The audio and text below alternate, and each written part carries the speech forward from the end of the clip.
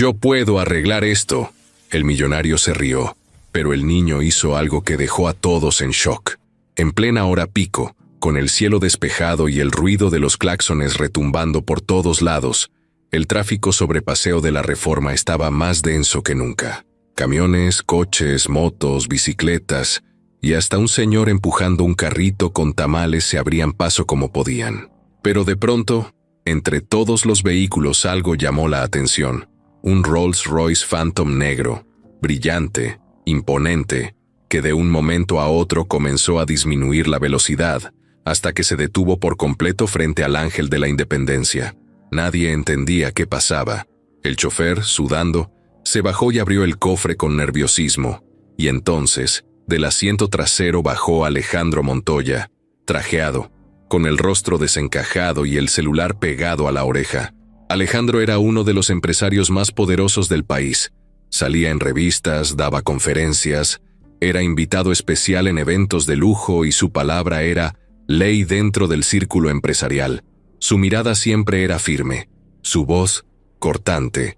Nadie le decía que no, pero ese día, parado en plena avenida, con el sol pegándole en la cara y el celular sin señal, se veía completamente perdido. Intentaba mantener la calma, pero cada segundo que pasaba sin que el coche arrancara, lo hacía ver más ridículo. La gente ya lo estaba grabando con los celulares. Algunos lo reconocían y se reían en voz baja. Otros, sin saber quién era, simplemente disfrutaban ver cómo el auto más caro de la calle se volvía un estorbo más en medio del caos. El chofer levantaba los brazos, miraba el motor, se rascaba la cabeza.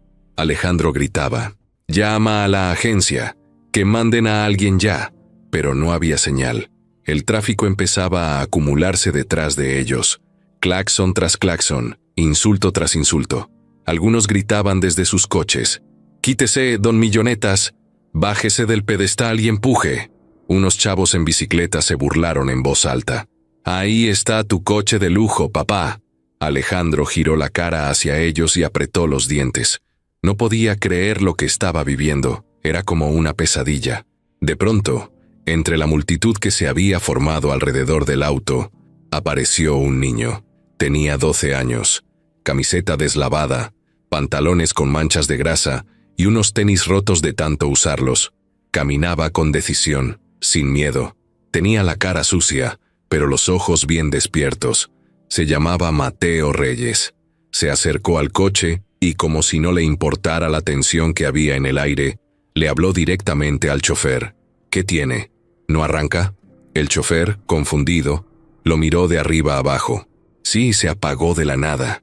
Mateo se agachó, vio el escape, luego caminó hacia el frente y se paró sobre la llanta. Alejandro lo vio con desprecio. «¿Tú qué haces aquí? No es un triciclo, escuincle. Lárgate». Mateo no se inmutó. «No más quiero ayudar. A lo mejor es algo del encendido. ¿Puedo checar?» Alejandro soltó una risa falsa, cansada, y miró alrededor como si fuera una broma.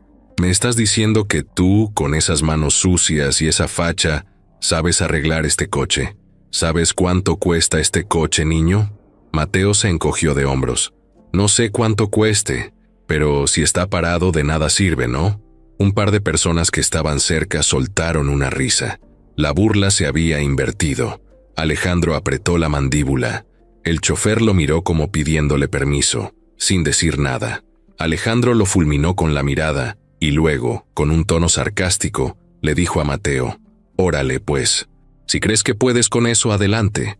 Pero si lo empeoras, ni un peso te doy, ¿eh?» Mateo sonrió, se amarró bien las agujetas y pidió una llave. El chofer, sin saber por qué, se la dio. Alejandro se cruzó de brazos. Las cámaras de los celulares seguían grabando. Todos esperaban que el niño hiciera el ridículo, pero en lugar de eso, Mateo se movió con rapidez. Revisó unos cables, sopló en una válvula, sacó una linterna diminuta de su bolsillo y la usó como si fuera parte de su cuerpo. En menos de 5 minutos, hizo una pequeña conexión con un pedazo de alambre y un encendedor que le prestó un señor que vendía aguas. Luego, sin decir nada, se hizo a un lado y le dijo al chofer: «Intente ahora». El chofer giró la llave. El motor rugió con fuerza El coche estaba vivo otra vez. La gente aplaudió. Algunos gritaron. Alejandro no entendía qué había pasado. Se acercó al cofre, revisó los cables, se quedó callado. Mateo se limpiaba las manos con un trapo sucio que llevaba en la cintura. El niño no pedía nada, no se lucía, solo sonreía como si hubiera arreglado una bicicleta. Una señora se acercó y le dio una moneda. Otro joven lo felicitó. Alejandro, todavía en shock, sacó su cartera. Sacó un billete de 1,000 pesos y lo extendió. Toma, pero no lo vuelvas a hacer. Esto no es un juego. Mateo lo tomó sin decir nada. El chofer se subió de nuevo. Alejandro lo siguió. Pero antes de entrar al auto, alguien gritó. «Ya lo subieron a TikTok, se está haciendo viral». Alejandro se volteó. Una joven le mostró el video. Mateo arreglando el auto. Su cara de burla, su frase de «no sé cuánto cueste, pero si está parado, de nada sirve». Todo estaba ahí. Alejandro se subió furioso. «Arranca ya, por favor». Pero el daño ya estaba hecho. El video se esparció como pólvora. En menos de una hora ya tenía miles de vistas. El niño del taller arreglando un Rolls Royce. El empresario humillado. Las reacciones no se hicieron esperar. Memes, comentarios, comparaciones. Algunos lo tomaban con humor, otros con enojo, otros con admiración por el niño. Para Mateo, era solo un día más. Para Alejandro, era el inicio del fin de algo que creía tener bajo control. En una esquina polvosa de Iztapalapa, donde las paredes están llenas de grafitis, los postes repletos de anuncios de préstamos urgentes y las banquetas tienen más hoyos que cemento parejo, se encuentra un taller mecánico que ya casi nadie nota. Se llama Reyes Servicio Automotriz, y aunque el letrero ya está despintado y una letra se le cayó hace tiempo, todavía hay quien lo reconoce. El local tiene una cortina de metal que chirría cada vez que se abre, un piso lleno de manchas de aceite y unas lámparas colgando con cable pelado que apenas si alumbran. Pero ahí, entre fierros, ruido de herramientas y olor a gasolina vieja, trabajan Julián y su hijo Mateo, padre e hijo, mente y manos. Julián es un hombre de unos 40 y tantos, piel curtida por el sol, manos gruesas, espalda cansada.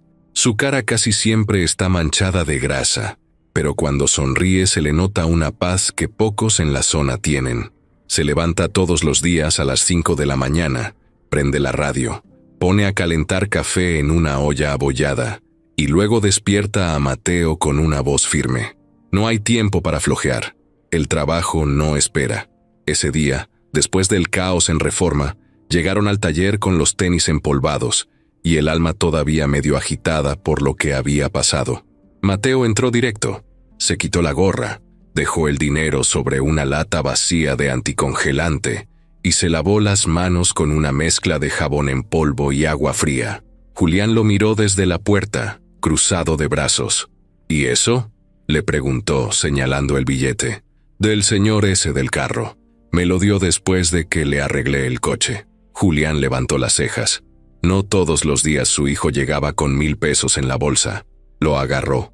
Lo miró contra la luz, luego lo dobló y lo guardó en una cajita de plástico que usaban como caja fuerte. ¿Sí se los ganó bien?, preguntó, no con duda, sino más bien como recordatorio. Sí, pa. Se le apagó el coche en Reforma, y el chofer no sabía ni por dónde empezar. Yo lo revisé y tenía una falla en un sensor del encendido. Le puse un puente y jaló. Julián sonrió de lado. Sabía que su hijo tenía un don, pero también sabía que ese don podía meterse en problemas si no se usaba con cuidado. Por eso le repetía cada día que primero era la escuela, después el taller, aunque la verdad, últimamente, la escuela había pasado a segundo plano. Mateo era inteligente, de eso no había duda, pero a veces llegaba tan cansado que se quedaba dormido sobre los cuadernos. Aún así, sacaba buenas calificaciones. Le gustaban las matemáticas, la física y los motores. Leía por gusto, cosa rara para su edad. Ese mismo día por la tarde, mientras le daban servicio a un Tsuru blanco de un cliente que siempre regateaba, Julián prendió el viejo televisor que colgaba en una esquina del taller. La pantalla era pequeña y la señal se veía con rayas, pero lo suficiente para escuchar el noticiero. Fue ahí cuando vieron el video. Mateo en primer plano, arreglando el Rolls Royce. Alejandro Montoya con cara de pocos amigos. La gente grabando. El sonido del motor encendiendo. Y la frase del niño. No sé cuánto cueste, pero si está parado, de nada sirve. Julián soltó una carcajada que le salió desde el estómago. Mateo se puso rojo. No inventes, ya llegó a la tele, dijo el niño tapándose la cara. Julián lo miró con orgullo. Lo jaló del hombro y lo abrazó con fuerza, apretando con sus brazos de mecánico. Eres un chingón, hijo. Así, sin más. Ese día no hubo cena en casa. Hubo tacos. Julián metió el coche al taller. Apagó las luces. Se lavaron lo mejor que pudieron en una llave afuera del local y caminaron 4 cuadras hasta el puesto de Doña Leti. Tacos al pastor, con doble tortilla, con piña. Se pidieron 3 cada uno. Para celebrar, Mateo mordía con hambre, y Julián lo miraba como si no pudiera creer que ese chamaco flaco y callado fuera el mismo que acababa de poner en su lugar a uno de los empresarios más famosos del país. En medio de la calle, con la salsa roja escurriendo de la tortilla y los ruidos de los carros pasando al lado, Julián le dijo algo que no había dicho en años. Tu mamá estaría orgullosa. Mateo bajó la vista. No hablaban mucho de ella. Había muerto cuando él tenía apenas 5 años. Un accidente. Nunca se supo bien si fue culpa del camión o del conductor ebrio. Julián nunca quiso hablar del tema, pero esa noche, algo en el ambiente hizo que lo dijera. No con tristeza, con fuerza. Al volver al taller, Julián sacó una libreta vieja donde anotaba los gastos. Escribió, ingreso inesperado, 1000. Luego miró el techo, que tenía una gotera que ya no podían ignorar. Miró la compresora de aire, que hacía un ruido raro cada vez que la prendían. Miró la caja de herramientas, incompleta desde hacía años, y pensó en todo lo que necesitaban. Ese dinero no era nada, pero también lo era todo. Durante la noche, mientras Mateo dormía en una cama improvisada detrás del taller, una colchoneta sobre tarimas de madera, Julián se quedó despierto. Afuera se escuchaban perros ladrando, una patrulla pasando, el rechinido de una bicicleta. En su mano tenía el celular. No era de los modernos, pero tenía datos. Entró a redes sociales. Escribió en el buscador, niño mecánico Rolls Royce. El video ya tenía más de 500,000 de vistas. Comentarios de todo el país. Unos decían que el niño era un genio. Otros que seguro el video estaba arreglado. Otros preguntaban por él, que dónde vivía, que querían conocerlo, que qué chido que en México hubiera talento así. Julián no sabía qué sentir. Orgullo, claro, pero también miedo. Él conocía cómo era la calle. Sabía lo rápido que la gente podía subirte y luego dejarte caer. Sabía que los que más te aplauden son los que más pronto se olvidan, o los que más te envidian. Pero también sabía que Mateo no era cualquier niño, que tenía algo especial. No era solo habilidad, era una forma de mirar las cosas, de no rendirse, de entender los motores como si fueran parte de su cuerpo. Julián apagó el celular y se recostó en una silla. Cerró los ojos y murmuró, Diosito, si esto es una bendición, ayúdanos a no regarla. A la mañana siguiente, antes de que el sol saliera, un señor en una camioneta de la alcaldía se estacionó frente al taller. Tocó la cortina. Julián salió con cara de sospecha. El señor, con chaleco naranja y gafete al cuello, le extendió un folder. Vengo a nombre del director del Instituto de Innovación de la CDMX. Queremos conocer a su hijo. Julián lo miró. Mateo ya estaba detrás de él, frotándose los ojos. No dijeron nada, solo se miraron. Algo había cambiado. Ya no eran invisibles. En lo más alto de un edificio de vidrio en Polanco, donde todo brilla y huele a nuevo, Alejandro Montoya caminaba de un lado a otro en su oficina, con una taza de café que ni siquiera había probado. Afuera, la ciudad seguía su ritmo loco, pero ahí dentro todo estaba en silencio, con el aire acondicionado sonando apenas. Tenía la tele encendida en mute, pero no necesitaba el volumen para saber lo que pasaba. Lo estaba viendo por 5ª vez, el video del niño mecánico. Otra vez la misma escena, otra vez la misma frase. Otra vez su cara de soberbio frente a una cámara que no sabía que lo estaba exponiendo al mundo. Apretó la taza con fuerza, como si pudiera romperla con la pura rabia, y luego se sentó pesadamente en la silla de piel. Le dolía más el orgullo que otra cosa, pero debajo de ese coraje había algo más, algo que no dejaba en paz. La puerta de su oficina se abrió sin que él diera permiso. Era Valeria, su hija. Tenía 26 años, el mismo carácter fuerte que su padre, pero una forma distinta de ver la vida. Traía una tablet en la mano y una mirada de esas que no dejaban espacio para excusas. «¿Ya viste las redes, verdad?», le preguntó, directa. Alejandro solo asintió con la cabeza. No quería hablar, pero ella no pensaba irse. «Sabes que estás en todos lados. No solo es el video, hay memes, entrevistas, hasta ya le están poniendo apodos al niño. Le dicen, el genio de Iztapalapa». Alejandro dejó la taza sobre el escritorio y se pasó la mano por la cara. No tenía cabeza para redes sociales. No le importaban los memes. Lo que lo tenía inquieto no era la vergüenza pública, era ese niño, esa mirada, esa forma de pararse frente al coche como si hubiera nacido para eso. «Ese chamaco tiene algo», dijo, más para él que para Valeria. «Tiene talento, papá, y tiene humildad, justo lo que a ti te falta últimamente», soltó ella sin rodeos. Él no contestó. Sabía que ella tenía razón, pero no quería discutir.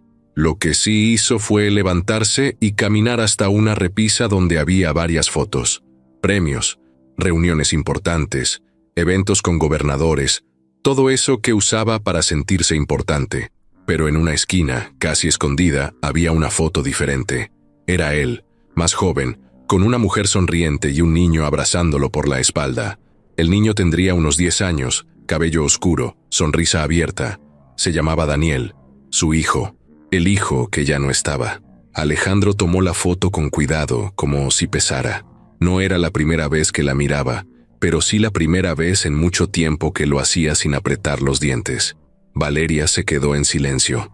Sabía lo que su papá estaba sintiendo. Ella también lo sentía, aunque lo escondiera mejor. «¿Te acuerdas cómo era Daniel con los coches?», preguntó ella, bajando un poco la voz. Alejandro asintió. Le costaba hablar de eso. Daniel tenía una obsesión con los motores desde que era muy chico. Le encantaba desarmar juguetes, meterse al taller del abuelo, ver videos de cómo funcionaban los autos. Le gustaba estar sucio, lleno de grasa, preguntando todo. Alejandro, en cambio, quería que fuera abogado o financiero o lo que fuera, menos mecánico. «Para eso no necesitas estudiar», le decía. «Eso es para los que no tienen opciones». Pero Daniel no escuchaba. Seguía soñando con carreras, con motores, con construir su propio auto algún día. Una vez, cuando tenía 8 años, le armó un carrito a control remoto desde cero. Lo hizo con partes de otros juguetes rotos. Alejandro lo vio, lo probó, se sorprendió, pero no dijo nada. Nunca lo felicitó, y Daniel se lo notó en los ojos. Esa noche, el niño se encerró en su cuarto, y así fueron pasando los años. Daniel cada vez más callado, más lejano, hasta que un día, de regreso de una competencia de robótica a la que fue sin permiso, se accidentó. Iba en una moto que le prestó un amigo. Murió al instante. Alejandro nunca lo perdonó, ni a él, ni a sí mismo. Valeria lo miraba ahora con los ojos llenos de algo que no era rabia, sino dolor. «Ese niño te lo recordó, ¿verdad?». Alejandro no respondió. Solo se sentó de nuevo y volvió a ver el video. Mateo limpiándose las manos con su trapo. La gente aplaudiendo.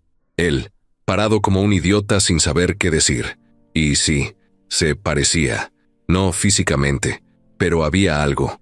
La forma en que miraba el motor, como si pudiera hablarle. Igual que Daniel, como si los fierros le tuvieran confianza. Como si el ruido de un motor fuera música para sus oídos. Valeria se acercó y se sentó frente a él. «Tal vez es tu oportunidad de hacer algo distinto. Ya no por ti, por alguien más». Él la miró sin entender. «¿Y qué quieres que haga? ¿Que le mande una beca? ¿Le compre una casa? ¿Le regale un coche?». «No, papá, nada de eso. Habla con él, con su papá, no como empresario, como persona». Alejandro suspiró. Hacía años que no hablaba con nadie sin tener que cerrar un trato, sin tener que ganar.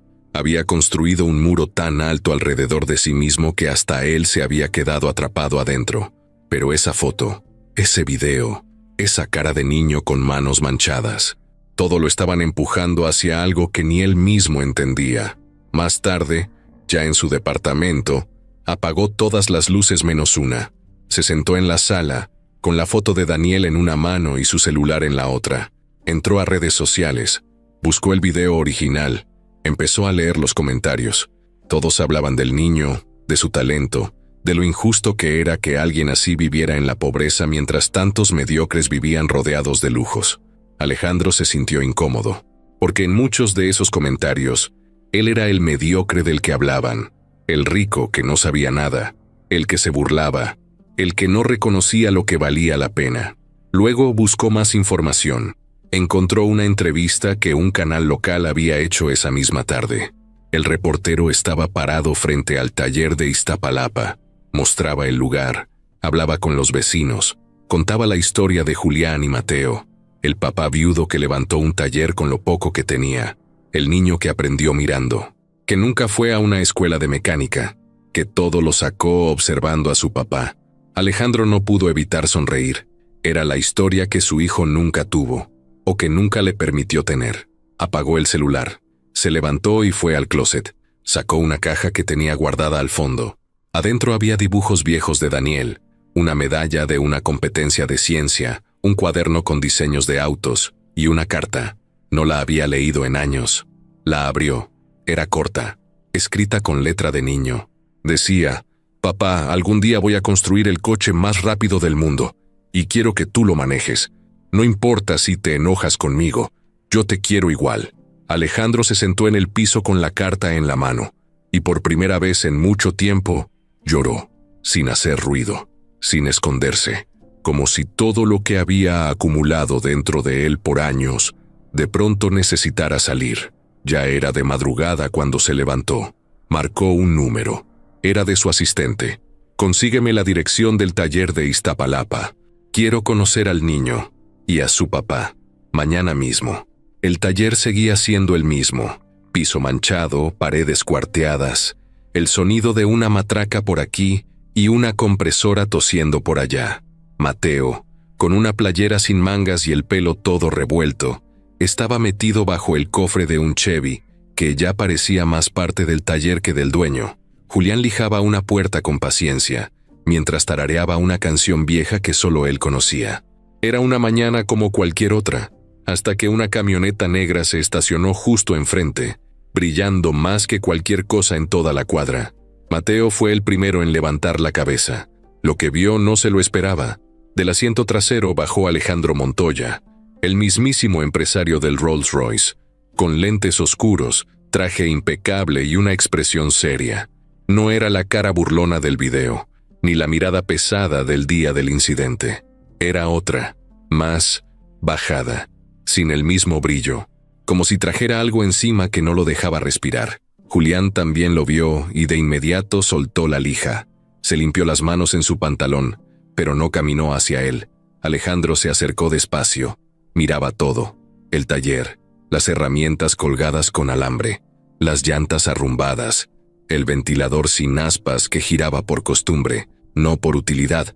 Mateo salió de debajo del coche y se paró al lado de su papá. «Buenas», dijo Alejandro. Julián cruzó los brazos. «¿Qué se le ofrece?»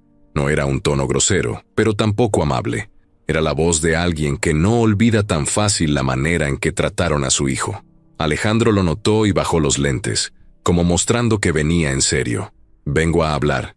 Si tienen 5 minutos». Julián no respondió. Solo se giró hacia adentro del taller y caminó hasta una mesita de plástico con 3 sillas desiguales. Se sentaron. Mateo también. Alejandro los miró. Respiró hondo, como si lo que iba a decir no fuera tan fácil como pensaba. «No vengo a disculparme, porque una disculpa no alcanza. Lo que pasó allá en Reforma fue una grosería de mi parte. No tengo excusa». Julián se quedó en silencio. Mateo tampoco dijo nada. Alejandro continuó. «Ese día ustedes me hicieron ver algo que había olvidado hace muchos años. Mi hijo, que en paz descanse, también amaba los motores. Era como tu hijo, señor Julián, apasionado, curioso, terco. Yo nunca lo entendí, hasta que vi ese video, y se me vino todo encima. Hubo un segundo de silencio. Se escuchaba el ruido de una lavadora en la casa de al lado, y un perro ladrando a lo lejos. Alejandro siguió hablando, más lento. Quiero hacerles una propuesta, no por culpa, sino porque creo que vale la pena. Quiero invertir en este taller, remodelarlo, darle un espacio más grande, con herramientas nuevas, pero no aquí, en Polanco, en una zona donde puedan atender autos de lujo, donde el talento de Mateo se vea y se pague como debe ser. Y además, quiero pagarle una escuela privada, de las buenas, con beca completa, lo que necesite. Mateo lo miró con los ojos bien abiertos. Julián, en cambio, no cambió la expresión. Se quedó callado un momento. Luego tomó aire. ¿Y qué gana usted con eso? Alejandro lo miró directo. Nada. O todo. No lo sé. Tal vez redimirme un poco. Tal vez ayudar a alguien que sí puede cambiar el mundo desde un taller. Julián entrecerró los ojos. No era un hombre desconfiado por naturaleza, pero la vida lo había enseñado a no decir sí a la primera. Suena bonito, pero yo no soy ningún adorno para su conciencia. Alejandro negó con la cabeza. No busco aplausos, ni salir en los medios.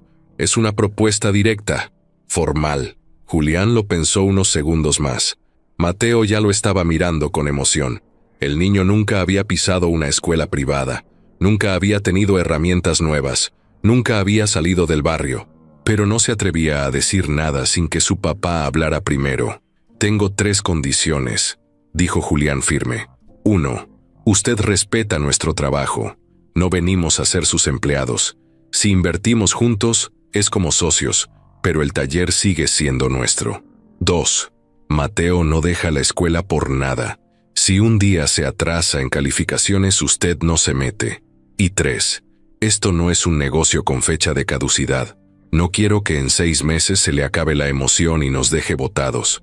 Alejandro lo escuchó todo sin interrumpir. Cuando Julián terminó, asintió despacio. Acepto. Todo. Con esas condiciones. Mateo sonrió, bajito, como si no quisiera emocionarse de más por si algo salía mal. Y una cosa más, añadió Julián. No quiero cámaras, ni entrevistas. Si esto es de verdad, que lo sea sin show. Alejandro estiró la mano. Julián dudó un segundo, luego la estrechó. Y con eso, el trato quedó cerrado. Pasaron los días y todo se movió rápido. Alejandro mandó a su equipo de arquitectos. Vieron un local vacío en una calle importante de Polanco. Tenía estacionamiento, espacio amplio, todo lo necesario para un taller de alto nivel. Julián no se sentía cómodo, pero aceptó. Sabía que no podía quedarse en lo mismo toda la vida. Era una oportunidad. Mateo visitó su nueva escuela. Cuando entró por primera vez, con su mochila colgando de un solo lado, se sintió como si estuviera en otro planeta. Todo limpio, pupitres modernos, niños bien peinados, tablets en lugar de cuadernos. Algunos lo miraron raro, otros se rieron bajo la nariz, pero Mateo, aunque se sentía fuera de lugar, se sentó en su pupitre como si fuera uno más, porque para él, lo difícil no era estar ahí, lo difícil era demostrar que lo merecía. Mientras tanto, en el nuevo local, Julián revisaba cada centímetro. No quería que fuera un taller de fachada, quería que sirviera de verdad. Empezó a buscar jóvenes del barrio que tuvieran ganas de aprender. Alejandro respetaba su espacio. No se metía, solo mandaba los pagos a tiempo y visitaba de vez en cuando, pero sin lujo ni corbata. Incluso llegó en jeans un par de veces. Algo estaba cambiando en él. Una tarde, mientras Julián acomodaba herramientas y Mateo hacía tarea en una esquina, Alejandro se quedó mirándolos desde lejos. No dijo nada, solo los observó. El taller ya olía distinto, a pintura nueva, a piso limpio, pero también a esperanza. Por primera vez en mucho tiempo, 3 personas de mundos distintos estaban trabajando por algo en común, y aunque nadie lo decía en voz alta, todos sabían que lo que estaban construyendo ahí no era solo un taller, era algo más grande, algo que apenas empezaba. El sol apenas se levantaba cuando Mateo se paró frente a la entrada de su nueva escuela. Tenía el estómago revuelto. No sabía si eran nervios o las tortas de ayer en la noche. En sus manos, una mochila nueva que Alejandro le había regalado, con todo lo que la escuela había pedido: cuadernos especiales, una tablet, un estuche de matemáticas que parecía más una caja de herramientas para cirujanos. Mateo iba limpio, peinado como nunca, con un uniforme que aún no se sentía suyo. Todo en él gritaba que era nuevo, que no pertenecía. La escuela privada estaba en una colonia donde las casas tienen portones eléctricos, cámaras en cada esquina y guardias de seguridad que parecen más atentos que los de un banco. Había una fuente en la entrada, el pasto perfectamente recortado, y una señora que te recibía con una sonrisa que parecía programada. Los niños llegaban en camionetas enormes, con choferes uniformados y mochilas de marca. Mateo caminó solo, cruzó la puerta tragando saliva. Lo miraban. Desde el primer paso que dio, todo fue distinto. Las aulas tenían aire acondicionado, los baños olían a eucalipto, las paredes estaban llenas de frases motivacionales en inglés, había pantallas en cada salón, pupitres individuales y un sistema digital que te avisaba si el alumno respiraba lento o rápido. Mateo no entendía la mitad de las palabras que usaban los maestros. Todo era en otro tono, otra velocidad. En el salón, se sentó en la última fila. Nadie le habló. Algunos lo miraban de reojo, otros apenas volteaban. Un chavo con el pelo engomado murmuró algo al oído de otro, y ambos soltaron una risa ahogada. Mateo fingió que no escuchó. Se enfocó en el pizarrón, aunque su mente estaba lejos. No era tonto, pero tampoco estaba acostumbrado a ese tipo de clases. Usaban programas raros, aplicaciones educativas con nombres que parecían marcas de ropa. Aún así, tomaba apuntes, lento, pero sin parar. A la hora del recreo, se fue a una esquina. Sacó un sándwich que Julián le había preparado en la mañana, envuelto en servilleta. Mientras comía, un grupo de 3 niños pasó cerca. ¿Ese es el del video?, preguntó uno en voz baja, pero no tanto. Sí, el mecánico. Arregla coches en Iztapalapa, respondió otro. ¿Y qué hace aquí? Pues dicen que lo trajo el papá de Valeria Montoya. ¿Quién sabe qué raro trato tengan? Mateo bajó la mirada. No se metía con nadie, pero todo en él decía que no era de ese lugar. Cuando sonaba la campana para regresar a clase, respiraba aliviado. Mientras tanto, en el taller de Polanco, Julián vivía otro tipo de choque. Ahora el taller tenía piso epóxico, herramientas que ni sabía usar todavía, una recepción con sillones blancos y hasta cafetera automática. Ya no arreglaban Surus ni motos. Ahora llegaban Audis, BMWs, un Tesla que parecía nave espacial. Los clientes hablaban con términos que Julián jamás había usado: detallado premium, diagnóstico digital, revisión de software del sistema autónomo. Él asentía, buscaba en Google lo que no entendía y seguía aprendiendo. Alejandro había cumplido su palabra. No se metía, no mandaba a nadie a imponer órdenes, pero cada cierto tiempo llegaba, observaba en silencio y se iba. Valeria, por otro lado, sí aparecía más seguido. A veces llegaba con comida para todos. Otras veces se sentaba a platicar con los muchachos que Julián había contratado del barrio. Les preguntaba cosas, se reía con ellos, incluso ayudaba a limpiar. Ella sí se veía cómoda ahí. No fingía. Un día, Valeria llegó mientras Julián revisaba un Mini Cooper. Se sentó en la banca de afuera y esperó a que él terminara. «Mateo, ¿cómo va en la escuela?», preguntó. Julián se limpió las manos y suspiró. Callado. No dice mucho, pero se esfuerza. «Yo creo que va bien», Valeria asintió. «Los de allá no lo van a entender tan fácil, pero dale tiempo. Él sabe más que todos ellos juntos, solo que todavía no se lo creen». Julián la miró con respeto. Le gustaba que fuera directa, sin adornos. Mientras tanto, Mateo empezaba a encontrar pequeños espacios donde respirar. Una tarde, un maestro de ciencias pidió hacer una presentación sobre creatividad y resolución de problemas. Cuando tocó su turno, Mateo no llevó diapositivas, ni video, ni gráficas. Llevó un motor de licuadora que había armado en su casa con piezas viejas, conectado a un foco. Lo encendió frente a todos. El foco se prendió. Explicó cómo lo había hecho, sin palabras complicadas, solo con lógica, con ideas claras. Por primera vez, los demás lo escucharon sin burlas. Algunos incluso se acercaron al final a preguntarle cómo lo había logrado. Ese fue un día importante. No cambió todo de la noche a la mañana, pero abrió una pequeña puerta. Mateo empezó a hablar más en clase. No mucho, pero ya no bajaba la mirada. Había un profesor en especial, el de robótica, que lo notó. Le pidió quedarse un día después de clases. Vi lo que hiciste con el motor. Tienes habilidad. ¿Te gustaría entrar al taller de robótica del colegio? Mateo no lo pensó. Dijo que sí. Desde ese día, se quedaba 2 horas más en la escuela. Al principio solo observaba, pero luego empezó a proponer ideas. Rápido se dio cuenta que sabía más que muchos. No por libros, sino por lo que había vivido, por lo que su papá le había enseñado, por lo que había arreglado desde que tenía 8 años. En el taller de Polanco, los clientes empezaban a recomendar el lugar, no solo porque arreglaban bien, sino porque el trato era diferente. Julián tenía algo que no se compraba: honestidad. Si algo no se podía arreglar, lo decía. Si una pieza estaba bien, no la cambiaba. Alejandro recibía informes de vez en cuando. Sonreía cuando veía los resultados, pero más sonreía cuando recibía los mensajes que Valeria le mandaba. Mateo ya es parte del taller de robótica.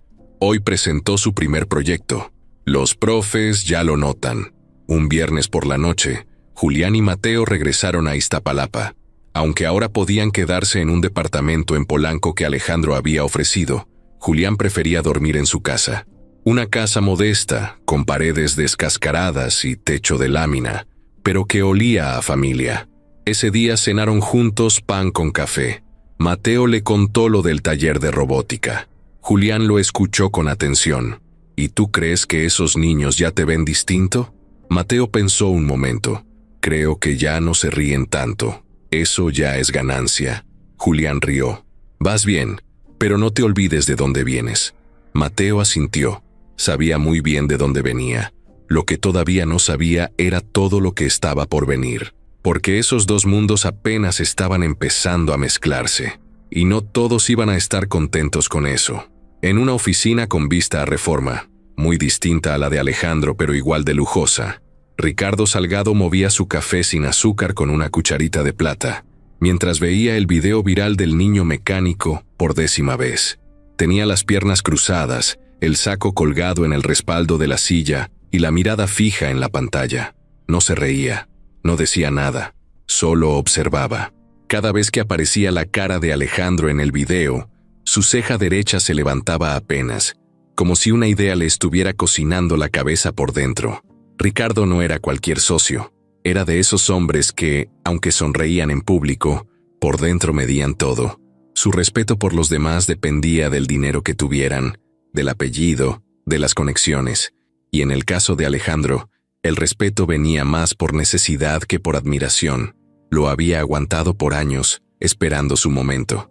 Pero ahora, ver al poderoso Montoya siendo humillado por un niño con pantalones rotos, lo hizo pensar que ese momento podía estar cerca. Marcó un número y habló con su asistente sin rodeos.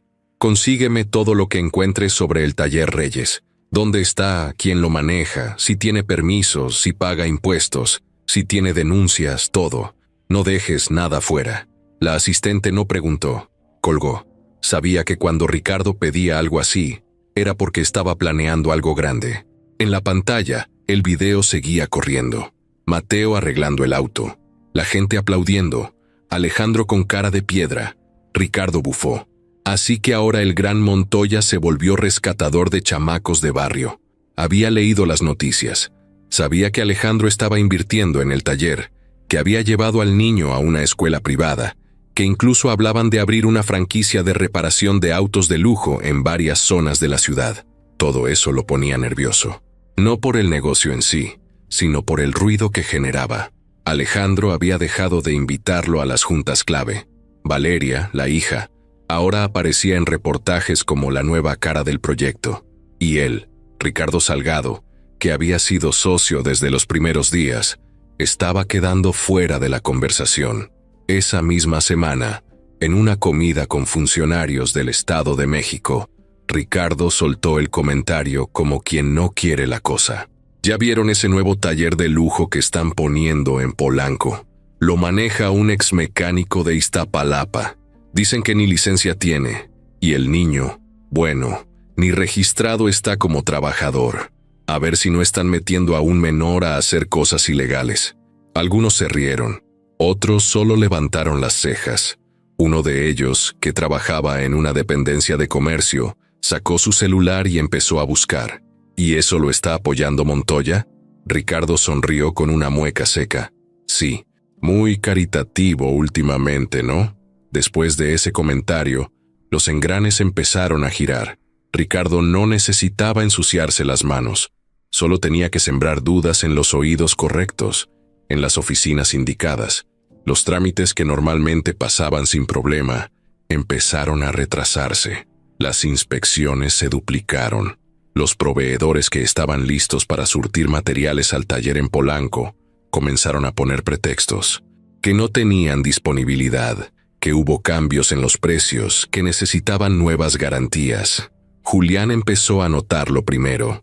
Un día, llegó un inspector de la alcaldía con una actitud seca, revisó hasta las coladeras, preguntó por permisos que ni siquiera sabían que existían, tomó fotos, apuntó cosas en una libreta y se fue sin dar explicaciones. ¿Ese quién era?, preguntó uno de los muchachos del taller. Según él, de Protección Civil, respondió Julián incómodo, pero no traía ni gafete oficial. Esa misma semana, una pipa con aceite que llegaba cada mes canceló el pedido sin razón. Cuando Julián llamó, le dijeron que hubo cambios en la logística. Mateo lo notó tenso. Había aprendido a leer las expresiones de su papá como si fueran señales de tráfico. ¿Va todo bien? Julián solo asintió. No quería preocuparlo, pero adentro sabía que algo no estaba bien. Algo se estaba moviendo detrás del telón y no sabía por dónde venía el golpe. Mientras tanto, Valeria fue quien ató los cabos. Revisando correos, se dio cuenta de que algunas dependencias estaban solicitando documentos duplicados, trámites que ya estaban aprobados y otros que simplemente no tenían sentido. Empezó a sospechar. «Papá», le dijo a Alejandro una noche, «¿has hablado con Ricardo últimamente?» «No». «¿Por qué?» «Porque muchas cosas extrañas están pasando desde que este proyecto tomó fuerza. Y todo apunta a que alguien con contactos lo está entorpeciendo por debajo del agua». Alejandro se quedó callado. No necesitaba mucho para entender. Ricardo siempre había sido así, político, cuidadoso, pero venenoso. De esos que te abrazan con una mano y te empujan con la otra. «Voy a hablar con él», dijo Alejandro con tono firme. Pero Ricardo era hábil. Cuando lo enfrentó en una comida formal, sonrió como si nada pasara. «¿Yo? ¿Ponerles trabas?» «Claro que no, Alejandro. Si tú quieres invertir en talleres sociales, es tu decisión. Pero hay reglas. Y si tu socio se pasa esas reglas por alto, no puedes esperar que todo el sistema lo aplauda».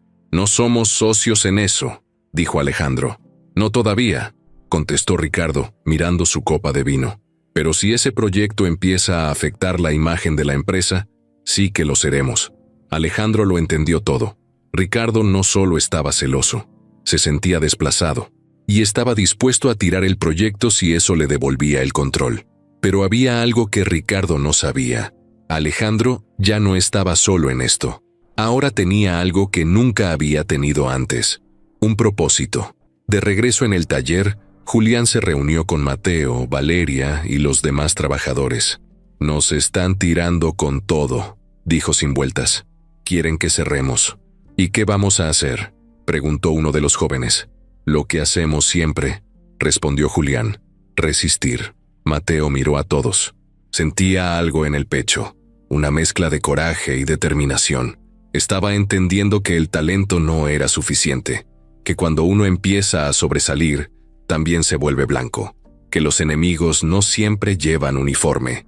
A veces usan trajes caros y comen en restaurantes con mantel blanco. Afuera, la noche ya había caído. Las luces del taller brillaban más que nunca, pero entre sombras, alguien estaba apuntando contra ellas, y lo peor apenas estaba por comenzar.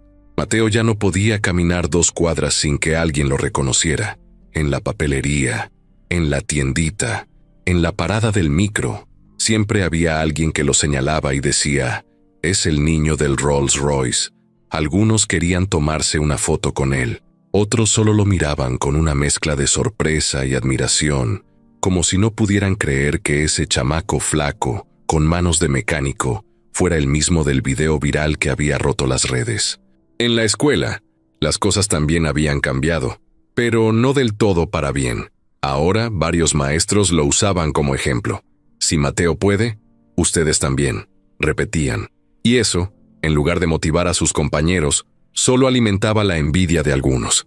Uno de los chavos más pesados del salón, un tal Santiago, empezó a lanzarle indirectas en cada clase, que si venía a estudiar o a grabar otro video, que si ya le habían ofrecido su programa de televisión, que si en vez de mochila debería traer su caja de herramientas. Mateo aguantaba, no respondía. Había aprendido que en esos lugares, contestar solo empeoraba las cosas. Lo que más le incomodaba no era eso, era que, poco a poco, sentía que lo trataban más como el personaje que como persona. En redes sociales empezaron a circular más videos suyos. Algunos eran buenos, entrevistas breves donde contaba cómo aprendió de su papá, o donde hablaba de su sueño de estudiar ingeniería. Pero también salieron otros más incómodos. Un influencer fue al taller de Polanco a grabarlo sin pedir permiso. Lo abordó como si fuera una celebridad y le empezó a hacer preguntas tontas en vivo, mientras lo empujaba a decir algo viral. Mateo solo quería trabajar, no ser un show. Un sábado, mientras limpiaba bujías en la parte trasera del taller, Valeria llegó con cara de preocupación. «Oye, ¿viste esto?», le preguntó, mostrándole su celular. Era una publicación en una cuenta grande de noticias. Decía, «El niño prodigio de Iztapalapa podría recibir un contrato con una marca de autos internacionales». Abajo, cientos de comentarios. Algunos buenos, otros no tanto. «Yo no dije eso», dijo Mateo con la voz baja. «Lo sé», contestó Valeria, «pero ya empezaron a inventar cosas, y eso puede salirse de control». Esa semana, Alejandro fue contactado por 2 agencias de publicidad. Le ofrecían convertir a Mateo en la imagen de una campaña. «Inspiración nacional», le dijeron. Querían que grabara comerciales, que saliera en portadas, que hiciera giras por el país hablando de superación. Alejandro, sorprendentemente, dijo que no. No porque no viera potencial, sino porque entendía algo que antes no entendía. No todo se vende. Julián también lo notaba. Aunque agradecía el apoyo que estaban recibiendo, no le gustaba cómo algunos querían aprovecharse del nombre de su hijo. Por eso, decidió hablar con él una noche mientras comían enfrente de la televisión. «Hijo, si esto se pone feo, si empiezan a usarte para cosas que no te gustan, tú dime, nos salimos, cerramos todo y empezamos de nuevo si hace falta». Mateo negó con la cabeza. «No, pa, no quiero huir. Solo quiero que me vean por lo que hago, no por un video». Julián le apretó el hombro. Esa frase se le quedó en la cabeza toda la noche, pero el golpe más fuerte llegó unos días después. Fue un lunes por la tarde. Mateo salió del salón y vio a 2 prefectos esperándolo en la puerta. Le pidieron que los acompañara. No le dijeron por qué. Lo llevaron a la dirección. Ahí estaba el director de la escuela, con cara seria, y una mujer con gafas que no conocía. «Mateo, ¿sabes por qué estás aquí?», preguntó el director. «No, esta señora vino a presentar una queja. Dice que tú robaste una pieza del laboratorio de robótica». Mateo abrió los ojos. «¿Qué? Yo no robé nada. Uno de tus compañeros dice que te vio guardar una pieza de alto valor en tu mochila». Mateo se quedó helado. No sabía ni qué responder. Nunca, en toda su vida, había tomado algo que no fuera suyo. No entendía qué estaba pasando. Le pidieron revisar su mochila. Él la entregó sin problema. Revisaron todo. No había nada, pero la mancha ya estaba hecha. El rumor empezó a correr por toda la escuela. En el recreo, algunos lo miraban con desconfianza. Otros ya lo señalaban con malicia. Mateo se sintió más solo que nunca. Valeria fue de inmediato a la escuela. Exigió hablar con el director, con los padres del alumno que lo acusó, con todos. No encontraron pruebas. Todo había sido una mentira, un ataque, una trampa. Pero la reputación de Mateo ya había sido golpeada. En redes sociales, la noticia había salido en páginas de chismes. El niño genio, acusado de robo. La aclaración, como siempre, no tuvo el mismo alcance. Julián estaba furioso. Alejandro también. Pero Mateo, en vez de estallar, se encerró en su cuarto. No lloró, no gritó. Solo se quedó acostado, mirando al techo, pensando en todo lo que había cambiado en tan poco tiempo, en cómo un solo error, una mentira, podía destruir todo. Al día siguiente regresó a clases como si nada. Sabía que eso era lo que más dolía a los que lo querían ver caer, que no se quebrara. Pero algo en él había cambiado. Ya no confiaba como antes. Ya no sonreía tan fácil. Una tarde, mientras trabajaba en el taller con unos audífonos puestos, Alejandro se le acercó y se sentó a su lado. «Lo siento», dijo simplemente. Mateo no respondió. «Yo también perdí a alguien», siguió Alejandro. «Y cuando pasó, pensé que el mundo me debía respeto solo por eso. Pero ahora entiendo que el respeto se gana, y tú te lo has ganado 1000 veces». Mateo asintió apenas. No necesitaba discursos, necesitaba tiempo. Esa noche, en la sala de su casa, Julián le mostró un cuaderno viejo. «Era de tu mamá. Mira lo que escribió cuando tú apenas tenías 5 años». Abrió una página. Había una frase: «Mateo va a brillar, pero tengo miedo de que el mundo le tenga envidia». Mateo leyó en silencio. No dijo nada, pero esa noche, antes de dormir, se prometió algo. Si el mundo le iba a poner obstáculos, entonces él se iba a volver experto en esquivarlos, o en derribarlos. La mañana empezó tranquila, como cualquier otra. El taller de Polanco olía a café y aceite nuevo. Mateo había llegado temprano, como siempre, con la mochila a cuestas y las ideas frescas. Se acomodó en la banca del fondo, donde hacía su tarea antes de meterse a la zona de motores. Julián ya estaba revisando una camioneta de lujo que habían dejado desde el día anterior. Uno de los chicos del taller puso música bajito, cumbias suaves que hacían más llevadera la rutina. Todo parecía ir bien, hasta que llegaron. 3 camionetas blancas se estacionaron justo frente al taller. Bajaron hombres con chalecos de la autoridad. No eran los típicos supervisores con cara amable o gafetes colgando. Eran fríos, formales, y no saludaron a nadie. Traían carpetas, cámaras y actitud de «nadie nos detiene». El que parecía el jefe levantó la voz sin rodeos. «Este establecimiento será clausurado por irregularidades administrativas. Nadie entra, nadie sale». Los trabajadores se quedaron congelados. Julián soltó la herramienta que tenía en la mano y se acercó. «¿Cómo que clausurado? ¿De qué hablan?» «Orden directa de la Secretaría de Desarrollo Urbano. Hay denuncias por falta de permisos de uso de suelo, mal manejo de residuos y evasión de reportes fiscales. Aquí está el documento». Le pusieron una hoja frente a los ojos. Era oficial, pero llena de palabras confusas, sellos y artículos que Julián ni entendía. Intentó hablar, explicar, preguntar algo, pero nadie lo escuchaba. Otro funcionario ya estaba pegando sellos de clausura en la entrada, con cinta amarilla y letras negras enormes. Mateo salió corriendo del fondo y se quedó viendo en silencio. El taller que tanto esfuerzo les había costado construir estaba siendo cerrado como si fuera un local clandestino. La noticia se regó como fuego. Los vecinos de la zona, que ya confiaban en el taller, salieron a ver qué pasaba. Valeria llegó en menos de media hora, furiosa, sin entender nada. Habló con todos los que pudo, grabó videos, pidió explicaciones, pero los funcionarios solo repetían lo mismo. Órdenes superiores, todo está en el expediente. Julián se quedó parado frente a la cortina metálica ya sellada, con las manos en los bolsillos y el rostro duro. «No puede ser», decía una y otra vez, como si al repetirlo fuera a cambiar algo. Mateo no hablaba, miraba las herramientas adentro, los coches que no iban a poder entregar, el banco de trabajo donde había hecho su primer plano de un motor completo. Sentía como si le hubieran arrebatado algo que apenas estaba empezando a construir. Esa noche, en la casa, todo era silencio. Ni el televisor estaba encendido.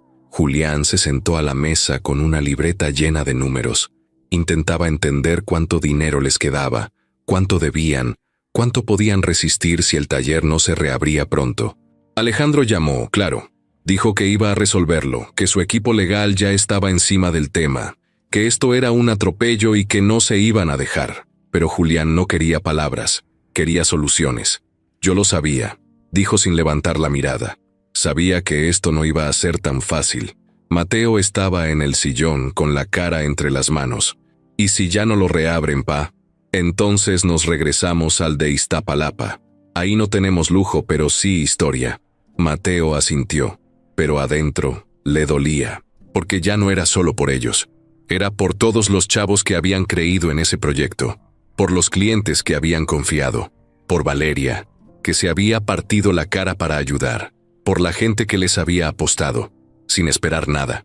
Los días pasaron lentos. Alejandro hizo citas con funcionarios, envió abogados, pidió revisiones, pero todo estaba bloqueado, como si alguien más arriba moviera los hilos para que nada funcionara. Él ya tenía claro quién estaba detrás, Ricardo, pero no podía probarlo. Nadie quería hablar, nadie daba nombres, y sin pruebas, no podía hacer nada más que esperar. Valeria no se quedó quieta. Publicó videos, denunció en redes sociales, hizo entrevistas. La gente empezó a reaccionar. Los seguidores de Mateo, que ya eran miles, comenzaron a compartir la noticia. Clausuran injustamente el taller de un niño prodigio. Sabotaje a la esperanza. De Iztapalapa a Polanco. Y de regreso por envidia. Las publicaciones se volvieron virales. Un día, una periodista de televisión local fue al taller sellado y entrevistó a Julián. Le preguntó qué sentía, qué iban a hacer, si iban a rendirse. Él la miró directo a la cámara. No nos van a doblar, ni hoy ni nunca. Si quieren que volvamos al suelo, pues ahí nos acomodamos. Pero nos paramos otra vez como siempre lo hemos hecho. Esa frase se convirtió en consigna, en comentarios, en camisetas, en hashtags. Nos paramos otra vez. El país entero empezaba a voltear a verlos, no como una historia bonita de superación, sino como un ejemplo de lo que pasaba cuando alguien de abajo intentaba subir demasiado. Mateo regresó a clases. Ya no lo miraban igual.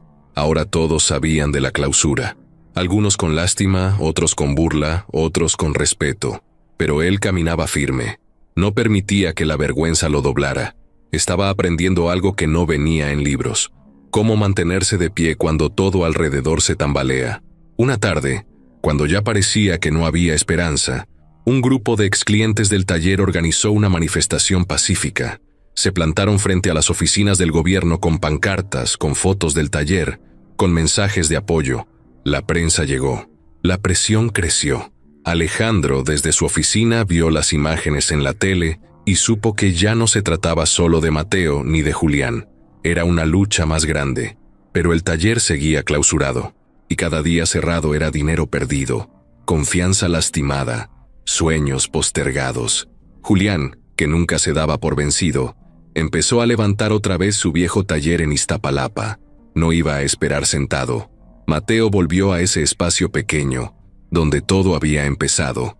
Sacaron las herramientas viejas, limpiaron el polvo y comenzaron a trabajar con lo que había. La diferencia era que esta vez los clientes hacían fila. Y mientras tanto, entre los sellos pegados en la cortina de Polanco, alguien escribió con plumón negro justo al centro: clausurar un lugar no detiene una historia, solo le cambia el capítulo.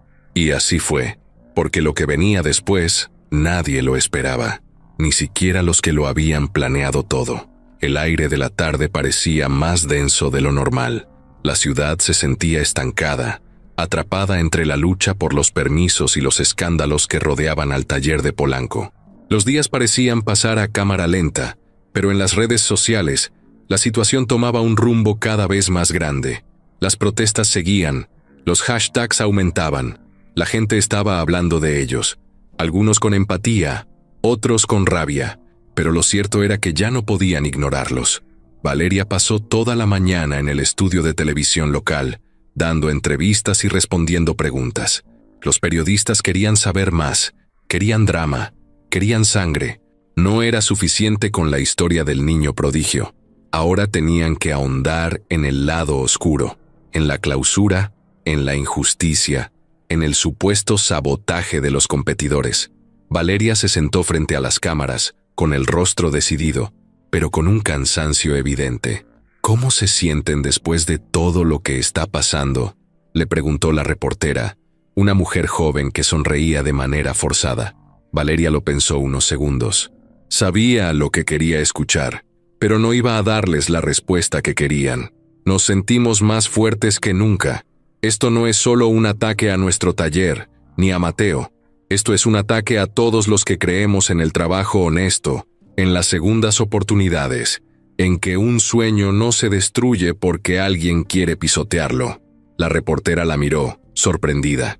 No era lo que esperaba, pero la entrevista continuó, girando sobre las mismas preguntas de siempre, y Valeria, con su paciencia de acero, fue respondiendo sin perder la compostura. Mientras tanto, en el taller de Iztapalapa, Julián ya no sabía ni cómo describir lo que sentía. El ruido de las herramientas, los motores, las conversaciones entre los chicos del barrio, todo parecía una rutina, pero en su interior había algo mucho más grande: la presión, la preocupación. Sabía que todo esto no era solo una batalla por un taller, era una guerra de clases, de poder, y en ese terreno, la verdad, no sabían qué tan lejos llegarían. Aún así, seguía trabajando. No podía permitirse el lujo de rendirse. Aún quedaban cuentas por pagar, sueños por cumplir, y mientras las voces en los medios empezaban a cobrar más fuerza, una llamada entró en el teléfono de Alejandro. Era una llamada que no esperaba. «¿Ricardo?», dijo, con un tono seco, casi desinteresado. «Alejandro, ¿cómo estás?», respondió Ricardo, su voz falsa, como si todo estuviera bien. «Sabes perfectamente cómo estoy. Veo que la cosa no ha mejorado, ¿eh?», dijo Ricardo, disfrutando de la situación. Alejandro respiró hondo, intentando mantener la calma. «No tienes idea de lo que estás provocando, Ricardo. Esta vez no voy a dejarlo pasar». Ricardo soltó una risa baja. «No te pongas así, Alejandro. Solo estoy siguiendo las reglas. Si te dolió que alguien te pidiera cuentas, eso ya no es mi problema. Todo el mundo sabe que los Reyes están involucrados con algo sucio. No te sorprende que el gobierno se haya metido. Yo te dije que tu proyecto no iba a durar». El silencio colgó en el aire. Alejandro no quería escuchar más. Sabía lo que Ricardo estaba insinuando, que todo esto, la clausura, las mentiras, los ataques, todo venía de un lugar oscuro, de un enemigo que se escondía detrás de las sonrisas. Alguien con mucho poder, dispuesto a hacer cualquier cosa para frenarlos. «Ya basta», dijo Alejandro finalmente. «No voy a quedarme callado, y esta vez no lo voy a dejar». La llamada terminó, y por primera vez en mucho tiempo, Alejandro no sintió el vacío de la culpa o la frustración. Sentía rabia, una rabia que no había sentido en años, porque sabía que, de alguna manera, Ricardo estaba jugando sucio, y con eso, los Reyes, Mateo y su familia estaban siendo arrastrados en el barro. Esa misma tarde, cuando ya se había apagado la última entrevista y la calma parecía regresar al taller, Mateo estaba afuera, en la banqueta, mirando cómo las luces del sol se apagaban lentamente. Estaba pensando en todo lo que había pasado en tan poco tiempo, en cómo todo lo que parecía estar bien se había convertido en un caos, en cómo su vida, que antes estaba marcada por las tuercas, los motores y las llantas, ahora parecía un campo de batalla. Un campo de batalla en el que él no había elegido pelear. Una chica se le acercó. Era una de las vecinas, alguien que lo conocía desde pequeño. Le sonrió y se sentó a su lado. «Oye, Mateo, ¿todo bien? He visto todo lo que dicen de ti en las noticias. ¿Te están afectando tanto?». Mateo la miró, sin entender muy bien a qué se refería. No le gustaba hablar de lo que sentía. Solo quería seguir adelante, pero esta vez sintió que tenía que decir algo. ¿Sabes qué es lo más raro?, comenzó. Que la gente te dice una cosa, te ve de una manera, pero no sabe lo que tienes que aguantar. No entienden lo que pasa por tu cabeza. La chica lo miró con una mezcla de ternura y comprensión. Es que nadie sabe lo que es estar en tus zapatos. Todos te ven como el niño del video, pero no te ven como el niño que viene todos los días al taller, que se cansa, que trabaja por lo suyo. Nadie te ve como lo que eres. Un chavo que tiene sueños y que, aunque todo se ponga en contra, va a luchar por ellos. Mateo se quedó callado. Pensó por un momento en todo lo que acababa de decir. La chica tenía razón. Nadie veía las noches en las que se quedaba estudiando, ni las horas que pasaba aprendiendo, ni las veces que había sido juzgado solo por su apariencia. Todo el mundo lo veía como una historia de éxito, una historia que parecía fácil, que parecía haber llegado de la nada. Pero lo cierto era que detrás de esa historia había algo más profundo, algo que pocos entendían: la lucha diaria, el trabajo, la perseverancia, el dolor, el miedo y las voces que quemaban todo a su paso, tratando de hundirlo, de enterrarlo, no por su talento, sino por el simple hecho de que él, un niño de Iztapalapa, se atrevió a soñar en grande. Esa noche, después de que la chica se fue, Mateo se quedó mirando al horizonte. Por primera vez en mucho tiempo, pensó que las voces que lo atacaban no iban a callarlo, porque él tenía algo que nadie podía quitarle: su determinación, esa que lo había acompañado desde siempre, esa que lo hacía levantarse cada vez que caía.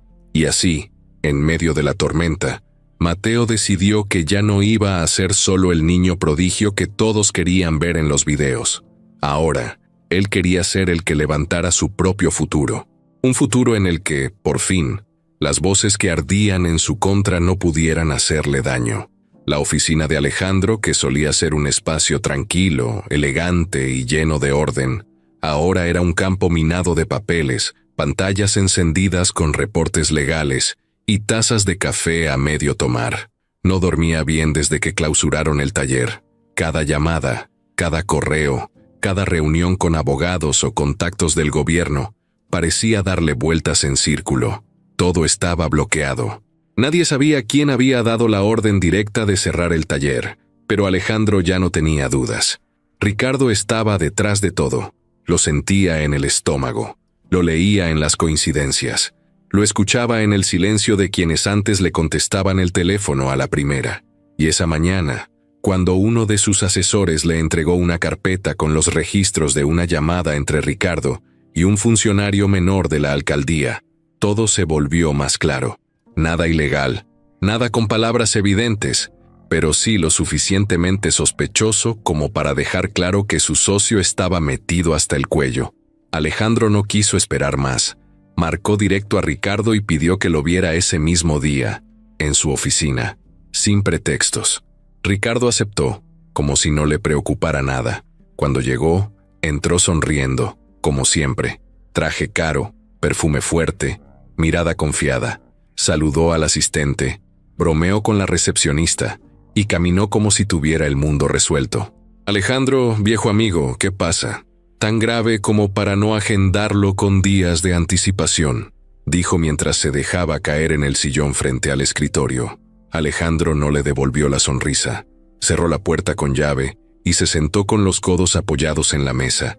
«Ya basta, Ricardo. ¿Perdón? No juegues conmigo. Sabes perfectamente de qué hablo. La clausura, los retrasos, los bloqueos en los permisos. Todo. Vienes tú detrás.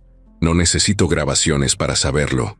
Ricardo levantó las cejas fingiendo sorpresa, pero su tono ya no tenía la misma ligereza. «¿Y si fuera cierto? ¿Qué? ¿Vas a demandarme? ¿Vas a salir llorando en los medios? ¿Por qué lo hiciste?» Ricardo soltó una risa seca. «¿En serio preguntas eso? ¿No te das cuenta de lo que estás haciendo? Metiste a un niño de barrio a tu mundo, lo pusiste en primera fila y esperas que todos te sigan aplaudiendo como si fueras un héroe. Te olvidaste de los negocios que tenemos, de la gente con la que tratamos, del tipo de imagen que representamos. ¿Sabes cuántos socios me han preguntado si ya te volviste loco? No es imagen, Es una vida, es una familia, es un proyecto real. No me vengas con sentimentalismos, Alejandro, soltó Ricardo, dejando por fin caer la máscara. Siempre fuiste el que tenía los contactos, el nombre, el respeto. Yo me partí el lomo para construir lo mío. Pero ahora tú quieres jugar a ser salvador, y yo tengo que quedarme callado mientras te aplauden por rescatar a un niño que ni siquiera es tuyo. Alejandro lo miró fijo. Por dentro, algo se le rompía. No por lo que decía Ricardo, sino porque se daba cuenta de que lo había tenido cerca durante años, sin ver quién era en realidad. El taller no te quita nada, Ricardo. Claro que sí. Me quita poder, me quita atención, me deja fuera de decisiones. No seas ingenuo. Esto ya no es sobre un niño talentoso. Esto es sobre quién se queda con la narrativa. Y si tú te conviertes en el empresario de la redención, ¿qué me queda a mí? No eres mi competencia, dijo Alejandro. No lo era, hasta que decidiste jugar a ser otra persona.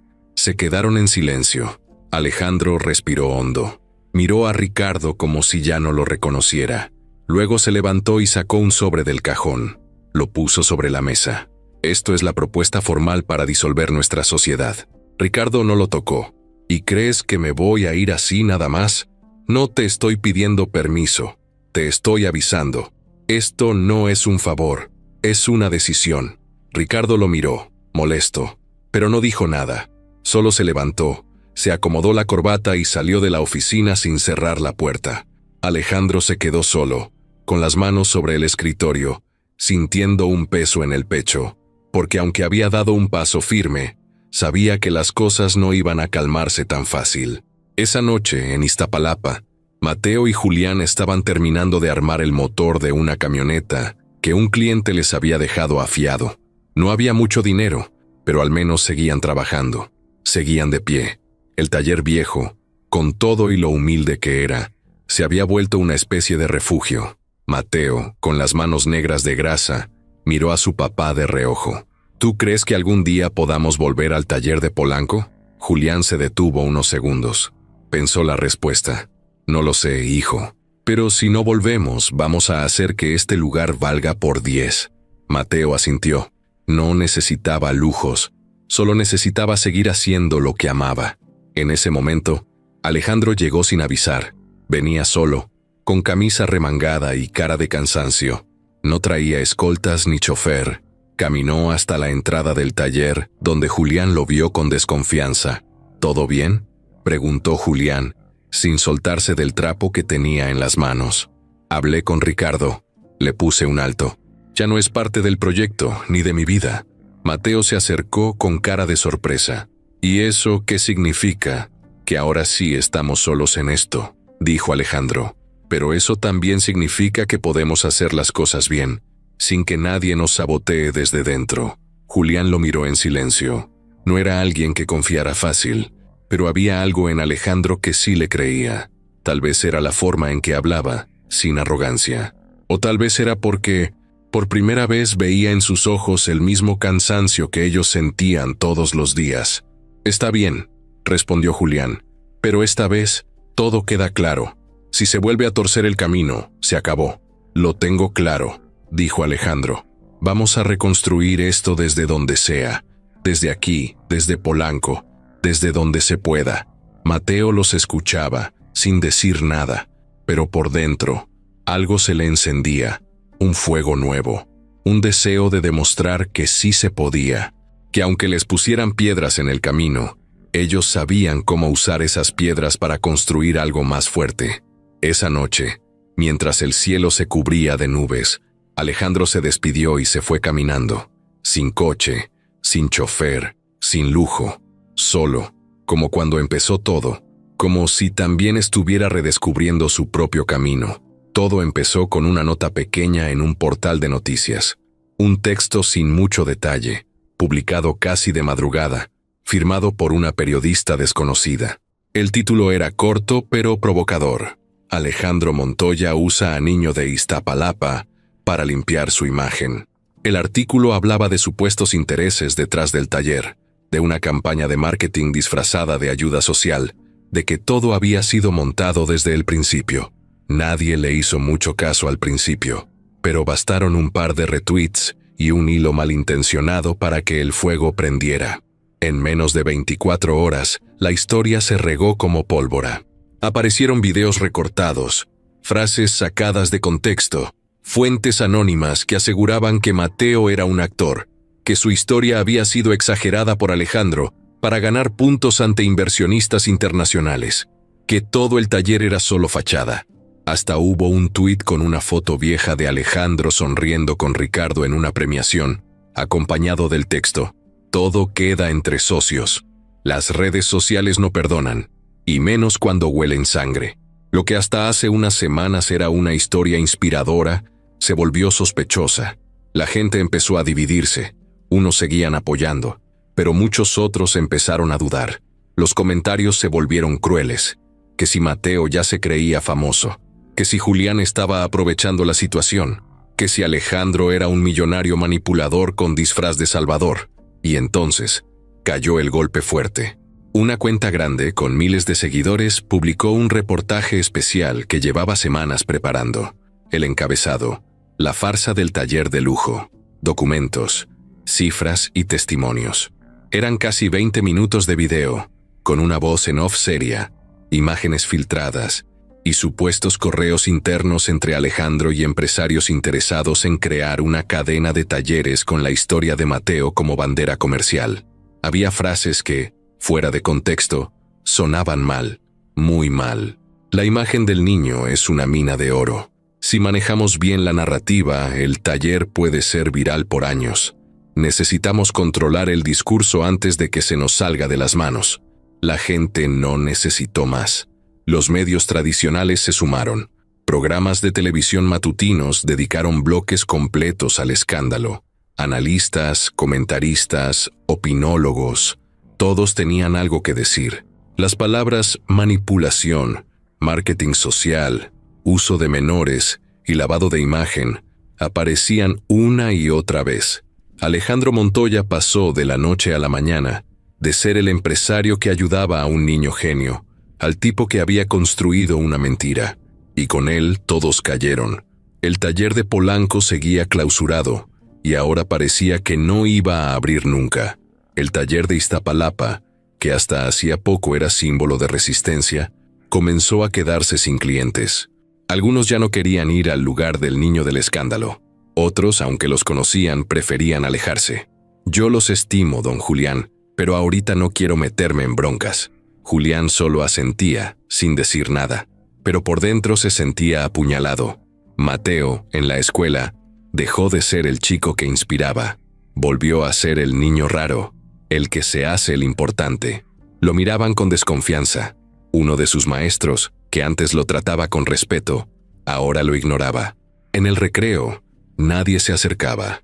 No había burlas directas, pero sí ese silencio incómodo que duele más que cualquier palabra. Una tarde, mientras limpiaba una bomba de gasolina en el taller de Iztapalapa, Mateo le preguntó a su papá: ¿y si sí nos usaron? Julián levantó la vista, sorprendido. ¿Cómo? Si todo fue un show, si todo lo que hicimos solo fue parte de un plan que ni sabíamos, si yo solo fui parte de su historia. Julián se limpió las manos con el trapo y se acercó. ¿Tú arreglaste ese coche en Reforma? Sí. ¿Tú hiciste tu proyecto de robótica sin ayuda? Sí. ¿Tú te has levantado cada día, llueva o truene, a trabajar en este taller? Sí. Entonces no importa lo que digan los demás. Eso nadie te lo quitó. Mateo asintió. Pero igual dolía. Dolía ver cómo todo lo que habían construido se desmoronaba por una campaña sucia. Dolía sentir que, aunque habían hecho todo bien, igual perdían. Alejandro, por su parte, no aparecía en público. Canceló todas sus reuniones. No respondió llamadas. Valeria fue la única que lo enfrentó. ¿Qué vas a hacer? ¿Te vas a esconder? ¿Vas a dejar que te destruyan así? Alejandro estaba sentado en su casa, sin afeitarse, con los ojos hundidos. Tenía frente a él la foto de Daniel, su hijo, la misma que lo había hecho empezar todo. Ya no importa, Valeria. Perdí el control. Creí que podía hacer algo bueno y ahora estoy viendo cómo todo se cae. Tal vez Ricardo tenía razón. Tal vez sí busqué redimirme. Tal vez sí me metí en esto más por mí que por ellos. Valeria se cruzó de brazos. Estaba furiosa. ¿Y qué? ¿Acaso eso cambia lo que hiciste por Mateo? ¿Acaso eso borra el trabajo de Julián? ¿Lo que ellos han luchado? ¿Qué importa si lo empezaste con culpa? Lo hiciste. Y eso ya no te lo pueden quitar. Alejandro la miró. Sabía que ella tenía razón, pero estaba cansado. Cansado de pelear contra lo invisible. Cansado de que todo lo bueno que había intentado hacer ahora fuera usado en su contra. Y mientras tanto, Ricardo solo observaba desde las sombras. No aparecía, no hablaba, no daba entrevistas, pero se sabía vencedor. Había logrado lo que quería: apagar la historia, tumbar al héroe, silenciar al niño, y todo sin ensuciarse las manos públicamente. Esa noche, en el taller viejo, Julián apagó las luces más temprano de lo normal. Mateo ya estaba en su cuarto, sin decir mucho. En la mesa solo quedaban 2 platos con frijoles, una tortilla fría y un aire denso que lo llenaba todo. El teléfono vibró. Era una notificación, un nuevo video. Esta vez no era un ataque. Era un mensaje de una señora de Monterrey, hablando frente a su cámara. Yo no conozco al niño Mateo ni al señor Julián, pero sí conozco lo que es que te levantes todos los días a trabajar con lo poco que tienes. Y aunque ahora los estén atacando, yo quiero que sepan algo. Para mucha gente como yo, ustedes siguen siendo ejemplo. Y debajo del video, los comentarios empezaron a llenar el espacio vacío. Aquí seguimos, Mateo. Don Julián, usted vale más que todos esos políticos juntos. Cuando se apaga una luz, se prenden 1000 más. La caída había sido dura, humillante, injusta, pero no definitiva, porque aunque parecía que estaban en el fondo, aún quedaba historia por contar. Las luces del taller de Iztapalapa ya no parpadeaban por falta de corriente. Julián había hecho milagros para mantenerlo en pie, aunque el dinero apenas alcanzaba para lo básico. Mateo no hablaba mucho esos días, pero cada vez que lo hacía, sus palabras salían con más peso. No de enojo, de decisión, esa clase de firmeza que se le forma a uno cuando ya no tiene nada más que perder. Una noche cualquiera, después de cenar frijoles y tortilla con sal, Julián lo encontró escribiendo algo en su libreta vieja. No eran tareas ni cálculos de motores, eran notas, ideas, dibujos de una estructura rara. ¿Y eso qué es?, preguntó mientras se secaba las manos. Mateo levantó la cabeza sin miedo. Un plan. ¿De qué? Para que sepan quiénes somos. No los medios, no los políticos, no los que inventan cosas, las personas. Quiero que nos vean con sus propios ojos. Julián se acercó. Vio el dibujo. Era un croquis de una calle, con una carpa, mesas, focos, cables, motores sobre estructuras. Una pantalla. ¿Qué estás pensando? Una exhibición, en vivo. Aquí, en el barrio. En la calle si hace falta. Voy a reparar autos frente a todos. Que lo vean, que escuchen, que pregunten, que sepan que esto no fue show, que somos reales. Julián se quedó en silencio unos segundos. Se pasó la mano por la barba. Luego asintió, sin decir palabra. No hacía falta. Eurico me insinuó, las semanas siguientes fueron un caos. Uno organizado, pero caos al fin. Mateo hizo listas, buscó contactos, habló con vecinos, grabó videos caseros explicando su idea. No tenía producción, ni dinero, ni patrocinadores. Solo tenía un celular, una conexión a internet prestada y muchas ganas. Quiero invitarte a una exhibición en vivo, decía en el video mirando a cámara.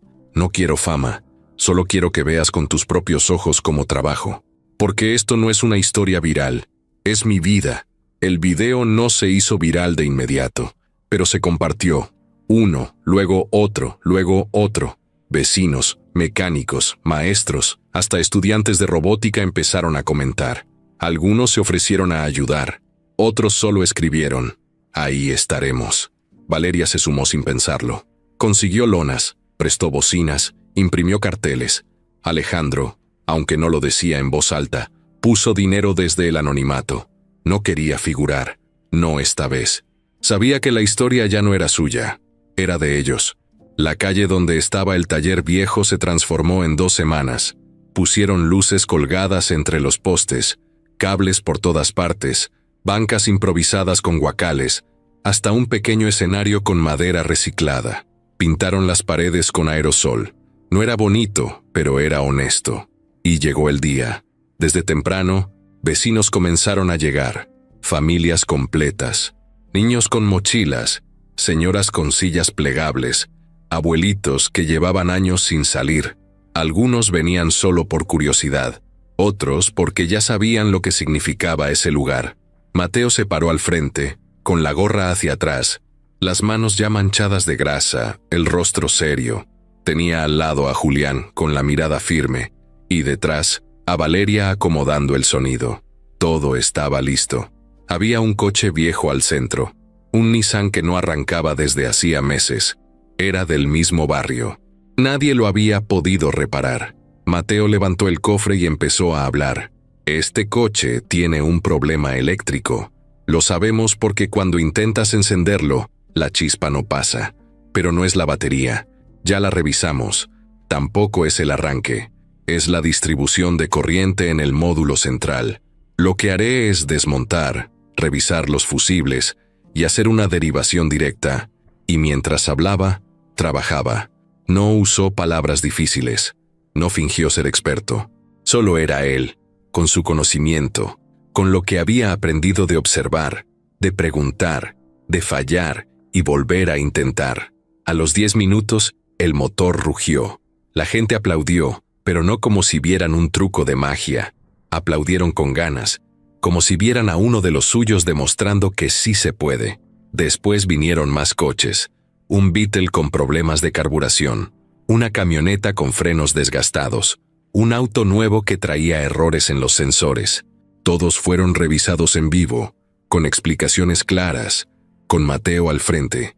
En cada reparación se acercaban más personas. En un momento, ya no cabía nadie más en la banqueta.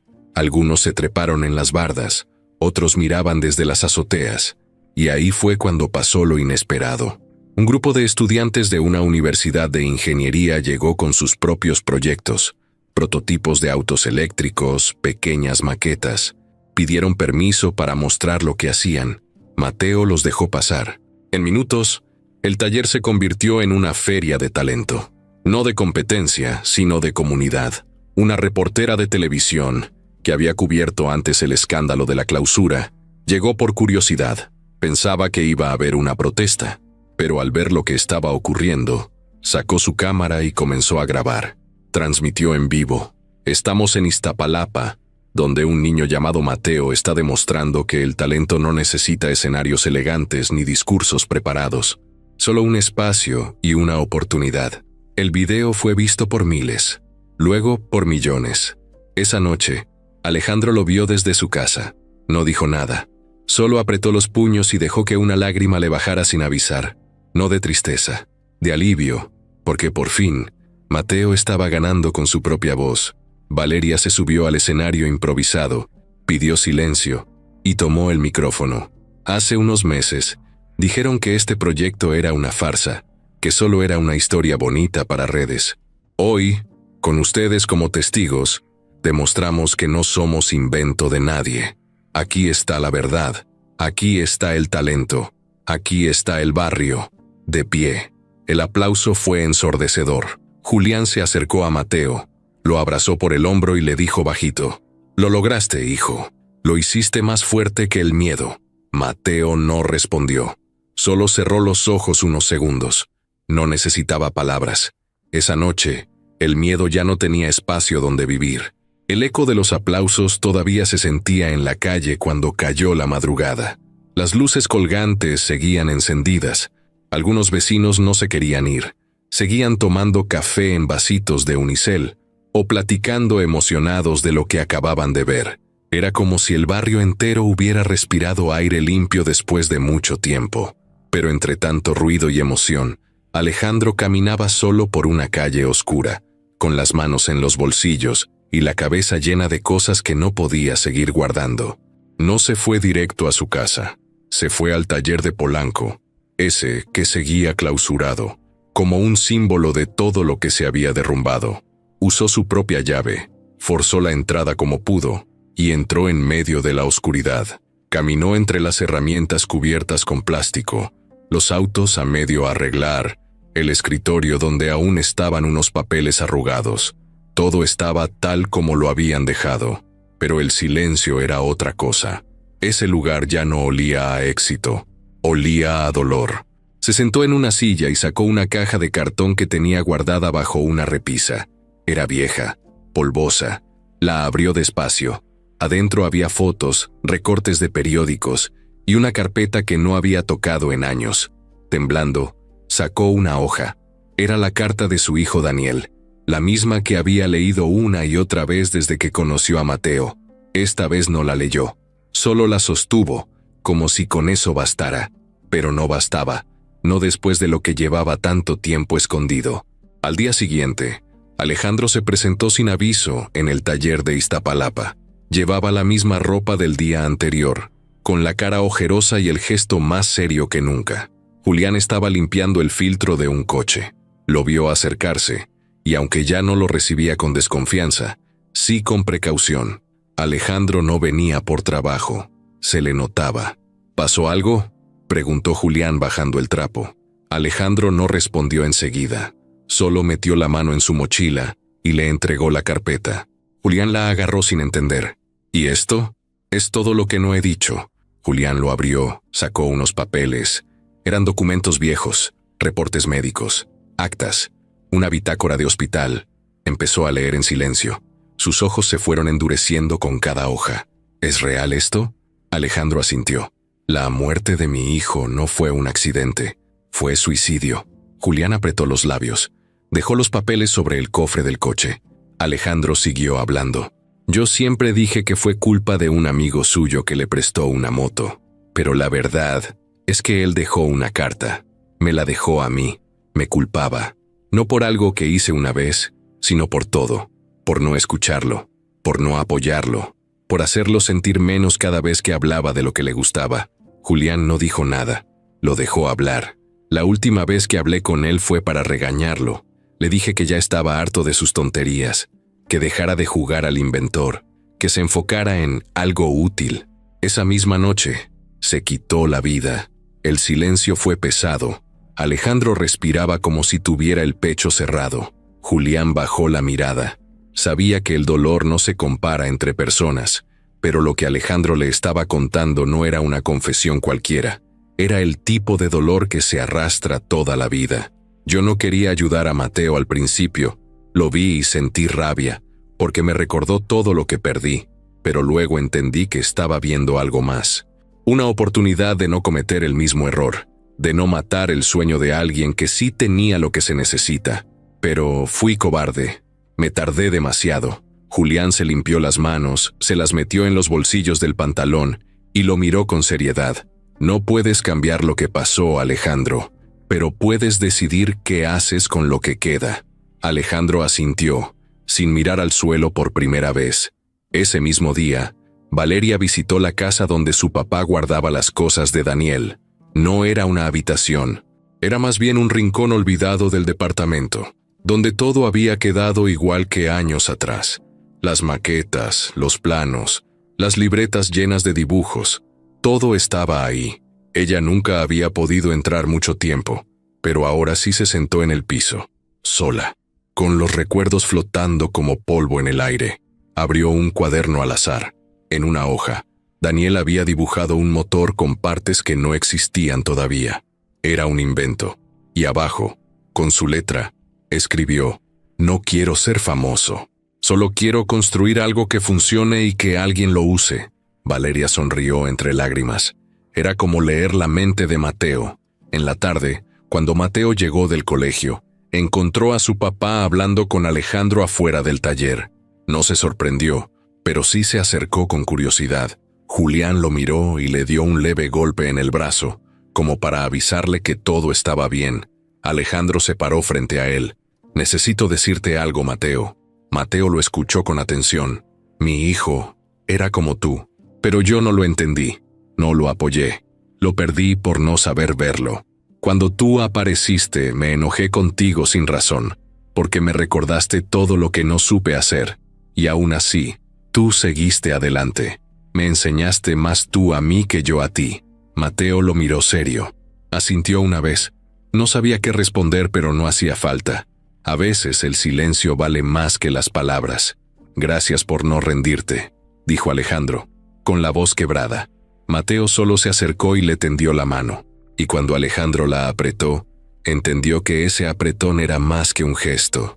Era un cierre y un nuevo comienzo. Esa noche, después de cenar con su papá, Mateo subió al techo de la casa con una libreta nueva. Empezó a hacer dibujos de un motor eléctrico que funcionara con piezas recicladas. Julián se le unió con una taza de café. Se quedaron ahí, viendo las luces lejanas de la ciudad, escuchando los perros, los micros pasando, la vida de barrio. Mateo habló sin mirarlo. ¿Crees que alguna vez pueda hacer algo grande? Julián le dio un sorbo al café. Ya lo estás haciendo, hijo. Ya lo estás haciendo. Las semanas después de la exhibición en vivo fueron como una resurrección lenta pero firme. La calle donde se hizo el evento no volvió a ser igual. La gente pasaba por ahí como si fuera un lugar histórico. Algunos vecinos se acercaban con respeto a Julián para felicitarlo. Otros le dejaban donaciones anónimas en sobres doblados, y no faltaban los que preguntaban, ¿y cuándo hacen otro evento? Pero eso no era lo importante.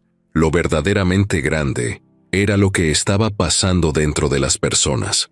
Había una energía distinta, un aire de justicia, de ganas de que las cosas buenas no se quedaran aplastadas por las malas.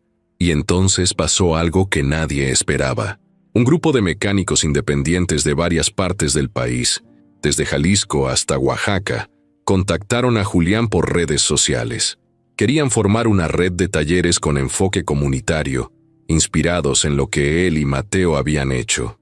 No era una franquicia ni una empresa millonaria, era una cadena de apoyo. Gente que creía que los motores podían arreglarse con honestidad, que el talento no tenía código postal. Julián se quedó mudo cuando leyó el mensaje. Nunca imaginó que desde un local con piso de cemento manchado pudieran hacer algo tan grande. Pero lo mejor vino unos días después. Una carta sellada, con membrete internacional, llegó a nombre de Mateo. Era de una fundación alemana dedicada a impulsar jóvenes con talento en ingeniería mecánica. El correo, que venía en español con traducción en inglés, era claro. Lo habían visto en el video de la exhibición. Les había impactado su forma de explicar, su habilidad práctica, su compostura. Le ofrecían una beca completa para estudiar una especialidad en sistemas automotrices en una institución privada de Berlín. Era un programa de 2 años. Incluía vuelo, hospedaje, alimentación y prácticas en una compañía de autos eléctricos de renombre. Mateo no entendía nada al principio. Pensó que era una broma. Luego, cuando Alejandro le explicó el nivel de esa oportunidad, se quedó sentado en silencio por varios minutos, mirando la hoja, sin parpadear. ¿En serio quieren que me vaya a otro país? No quieren que te vayas, dijo Valeria, que también estaba ahí. Quieren que aprendas, que crezcas, que lleves lo que ya sabes al siguiente nivel. Pero yo no sé inglés. Nunca he salido ni de la ciudad. Eso no importa, vas a tener apoyo, vas a aprender allá. Lo que importa es que tú sí sabes lo importante. Cómo pensar, cómo resolver, cómo no rendirte. Esa noche, cuando Julián y Mateo se sentaron a cenar, el silencio fue distinto. No era incómodo, era pesado, pero de esos pesos buenos que cargan decisiones grandes. Julián miró a su hijo largo rato. Sabía lo que iba a pasar. Sabía que el momento de dejarlo volar había llegado, pero igual le dolía. ¿Y si me pierdo allá, pa? Te pierdes. Y luego te encuentras, respondió sin pensarlo mucho. Así es esto. Mateo bajó la cabeza. Luego la levantó con los ojos brillosos. ¿Y si te extraño? Me mandas un mensaje, o un dibujo de motor, como esos que haces tú. Pero si me vas a extrañar, que sea volando, no encerrado aquí. Julián no era de dar discursos, pero con esas palabras le bastó. Mientras tanto, Alejandro tomó una decisión definitiva. Reunió a los socios que quedaban en la empresa, les anunció su salida oficial del negocio y firmó la donación de su parte de las acciones a una fundación educativa que ayudaría a jóvenes con talento mecánico en zonas vulnerables. Los presentes no entendían nada. Algunos pensaban que había perdido la cabeza, pero él no explicó. Solo dijo: ya estuve mucho tiempo construyendo dinero. Ahora quiero construir otra cosa. Ricardo, por su parte, empezó a tener problemas. Uno de sus contactos filtró pruebas de sus movimientos para bloquear el taller. El gobierno local inició una investigación. Los medios que antes lo defendían empezaron a cuestionarlo. En poco tiempo, su imagen quedó dañada. Ya no era el empresario exitoso que todos aplaudían. Ahora era solo otro político de negocios jugando sucio y quedando expuesto. Nadie lloró por él. La clausura del taller de Polanco fue retirada. Sin embargo, Julián no quiso volver ahí. No por miedo, por decisión. Ya no necesitaban ese lugar para brillar. El taller viejo, el de Iztapalapa, se había convertido en mucho más. Con las donaciones, lo reforzaron. Pintaron las paredes, cambiaron el piso, pusieron mejor iluminación. Un grupo de estudiantes universitarios llegó para ofrecer clases de mecánica básica a niños del barrio. Mateo les prestó su banco de trabajo y sus herramientas. Todo siguió girando. Un sábado por la tarde, justo antes de que Mateo tomara el avión rumbo a Alemania, se organizó una pequeña despedida. Nada lujoso, puras cosas del barrio: tacos dorados, refresco, sillas de plástico, una bocina conectada al celular con reggaetón bajito. Los vecinos pasaban a saludar, a dejarle dulces para el viaje, cartas, abrazos. Una señora le dio una figura de San Judas en miniatura, pa' que lo cuide donde sea que ande. Julián no dijo nada en todo el evento. Solo miraba. Miraba a su hijo, miraba el taller, miraba a la gente. Lo que antes era su preocupación, ahora era su orgullo. Sabía que lo había hecho bien. No perfecto, pero bien. En la noche, mientras todos dormían, Mateo salió al patio con una mochila pequeña. Sacó un dibujo de su libreta. Era el diseño de un coche, con líneas nuevas, raras, nada comerciales. Abajo tenía un nombre: Proyecto Reyes 1. Lo guardó otra vez y subió al techo. Miró el cielo. No pensaba en Alemania.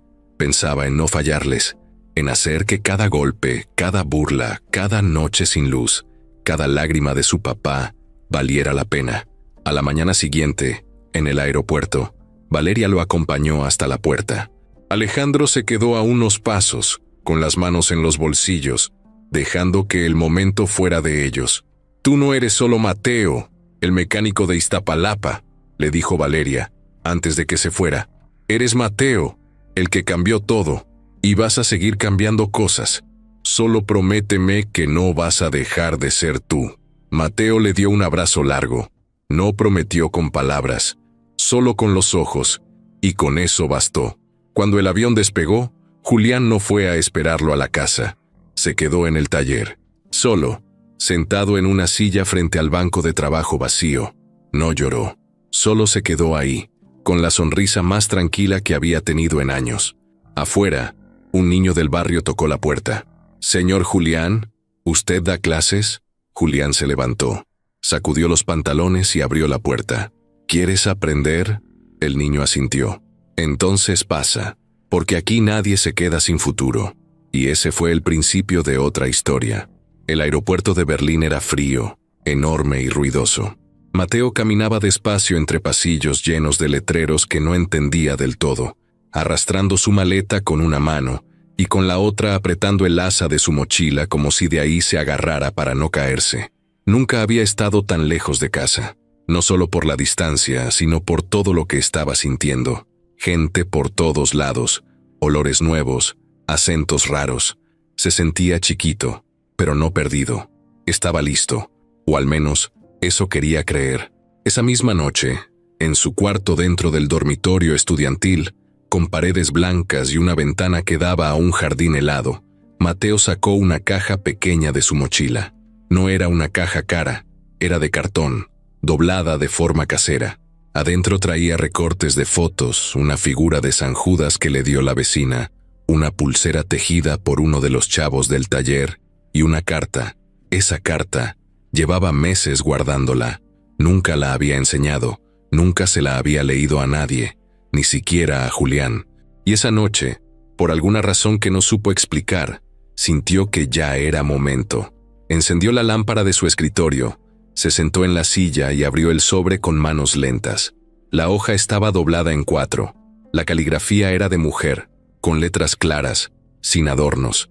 La reconocía. Era de Julia, la esposa de Julián, su mamá.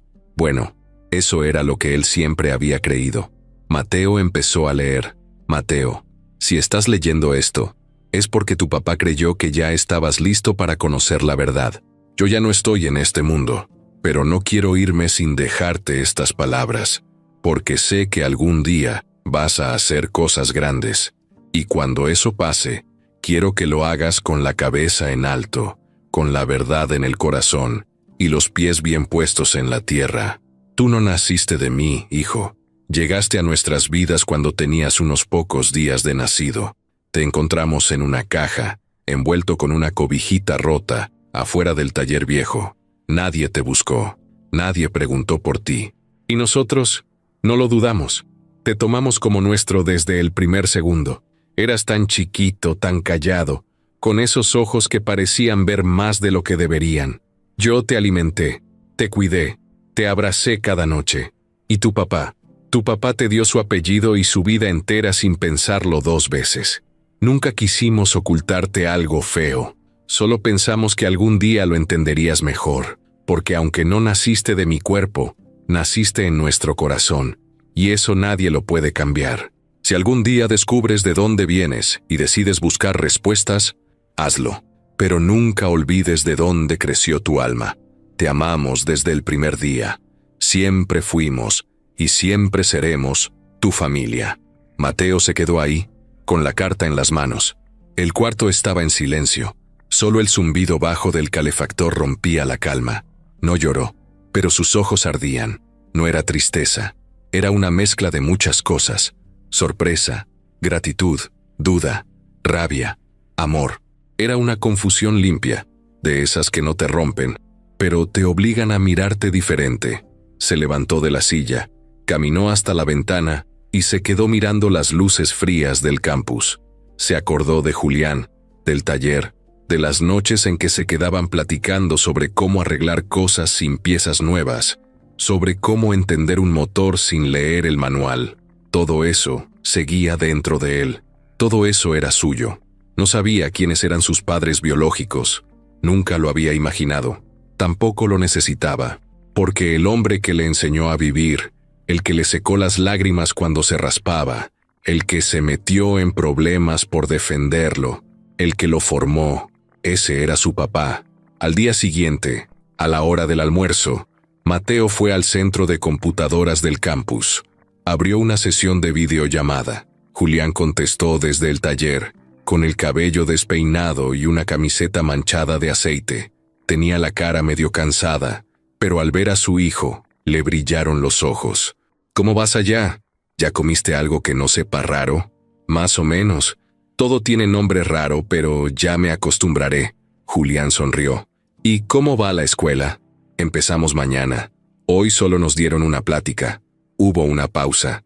Mateo tragó saliva. Pa, encontré la carta. El rostro de Julián cambió. No de sorpresa, sino de aceptación. Bajó un poco la mirada. Ya lo sabía. Algún día la ibas a leer. ¿Por qué nunca me lo dijiste? Porque no era el momento. Quería que primero supieras quién eras, antes de saber de dónde vienes. Mateo se quedó callado. Luego levantó la vista. Gracias por no soltarme. Aunque no fui tuyo de sangre. Julián negó con la cabeza. Tú siempre fuiste mío. No necesito pruebas. Debí aprender a caminar, a decir tus primeras palabras, a romper cosas y luego a repararlas. Me diste más de lo que yo pensaba merecer. Mateo sonrió por primera vez en el día. Te extraño, pa. Y yo a ti, campeón. Pero acuérdate lo que siempre te dije. El motor no sirve si no arranca. Y tú ya arrancaste. Ahora dale, sin miedo. Pasaron los días. Mateo empezó sus clases. Aunque al principio le costaba seguir el ritmo del idioma, su forma de aprender práctico sorprendía a todos. No necesitaba mucho para entender los sistemas. Su cabeza ya estaba entrenada para pensar con lógica, con detalle. Rápido se volvió uno de los estudiantes más destacados del curso. Una tarde, mientras desmontaba una pieza frente al grupo, Un maestro se acercó. Mateo, ¿cómo sabías que esa conexión estaba mal? No sé, lo sentí raro. No sonaba como debería. El profesor se le quedó viendo como si estuviera frente a algo único. Tienes un don, le dijo, pero no solo en las manos. Lo traes en la cabeza y en el corazón. Mateo no respondió. Solo se concentró en seguir trabajando. En Iztapalapa, Julián siguió con el taller. Los niños del barrio iban cada semana a aprender. Habían pintado una pared con un mural enorme. Mateo aparecía ahí con su gorra y su trapo colgado en el hombro, rodeado de herramientas y motores. Abajo, en letras grandes, se leía: los que no nacimos con suerte, aprendimos a construirla. Un día, un periodista que había cubierto el escándalo inicial volvió a visitarlos. Esta vez, no para buscar drama, sino para contar el renacimiento. ¿Cree que su hijo va a volver? Julián sonrió, mientras limpiaba una bujía. Claro que va a volver, pero no va a regresar igual, va a volver más grande. Y no me refiero a estatura. El reportaje salió al aire esa misma semana. No fue viral, no tuvo millones de vistas, pero sí llegó a quienes debía, a los que necesitaban recordar que una historia con baches también puede tener futuro. Y en Berlín, una madrugada, Mateo terminó de escribir su primer proyecto serio, un sistema de reparación de autos que funcionaba con piezas recicladas y energía alternativa. Le puso un nombre: Reyes System One. En la portada, escribió una dedicatoria: para mi padre, el hombre que me enseñó a armar motores y también a no desarmarme yo. Y con eso, Mateo cerró su libreta. No necesitaba saber de qué vientre venía, porque ya sabía quién lo había enseñado a hacer.